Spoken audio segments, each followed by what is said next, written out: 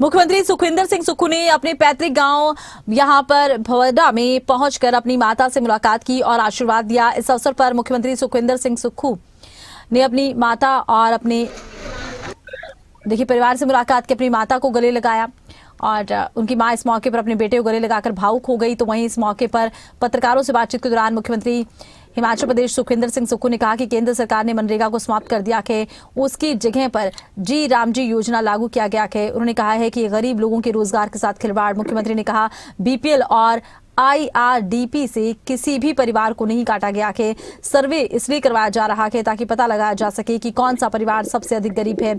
SDM और BDO के माध्यम से ये कार्य किया जा रहा है। पात्र परिवारों को सरकारी योजनाओं का लाभ मिले, ये सुनिश्चित किया जा रहा है।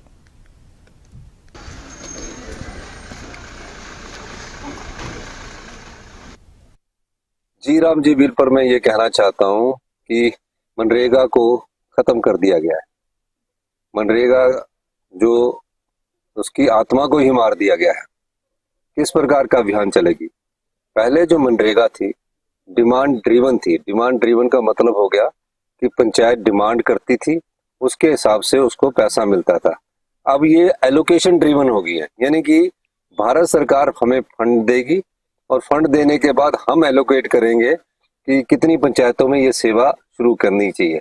जबकि पहले डिमांड ड्रिवन में 100% पैसा सरकार की तरफ से आता था, क्योंकि ये सोनिया गांधी जी की और डॉक्टर मनमोहन सिंह जी की सोच थी। और उसके बाद पंचायतों को नोटिफाई किया जाएगा कि इसमें आपकी मनरेगा शुरू होगी, वो भी केंद्र सरकार करेगी। राज्य सरकार के हाथ में कुछ नहीं रखा है।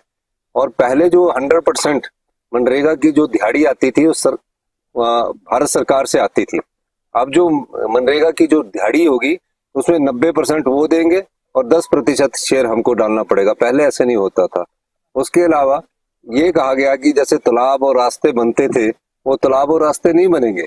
उसके क्या कहा गया कि जो एक टेंजिबल एसेट्स होगा, यानी कि कोई स्कूल की बिल्डिंग बनी होगी उसमें ठेकेदार के अंदर उनको लगा दिया जाएगा।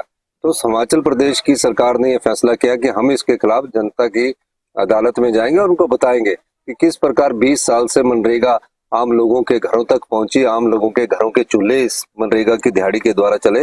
इस सरकार ने तो उसको बिल्कुल तरह खत्म कर दिया है। फिर एलोकेशन ऑफ फंड पता नहीं आएगा कि नहीं आएगा। एक बात कहना चाहता हूँ कि बीपीएल जो फैमिली, आईआरडीपी की जो फैमिली है, किसी भी पंचायत से किसी का नाम अभी नहीं काटा गया। एक सर्वे चल रहा है, उस सर्वे में ये हमने प्रयास किया है जानने का कि कौन सबसे गरीब आदमी है जिसको आज तक सरकारी योजनाओं का लाभ नहीं मिला है। और निश्चित रूप से जब उनको सरकारी योजनाओं का लाभ नहीं मिला है और काफी सालों से वो आईआरडीपी और बीपीएल फैमिली में, उस सर्वे का हमारी सरकार अध्ययन कर रही है। और अभी स्टेज 1 में हमने ये पाया है कि अब स्टेज 1 का अध्ययन हुआ है, स्टेज 2 का अध्ययन हो रहा है। और जो अभी बीपीएल फैमिली में है, आईआरडीपी फैमिली में, उसमें किसी नाम को भी नहीं काटा है। उन सबको अभी जितनी भी पंचायतों में हिमाचल प्रदेश की बीपीएल और आईआरडीपी फैमिली है, उनको अब जो भी योजनाएं, सरकारी योजनाओं का भी लाभ मिल रहा है। लेकिन उनके बीच भी एक सर्वे चल रहा है कि हम उसको एसडीएम और बीडीओ के माध्यम से सत्यापित कर रहे हैं कि क्या ये बीपीएल में होना चाहिए कि नहीं होना चाहिए। पर काटने का भी कोई विचार हमारा नहीं है।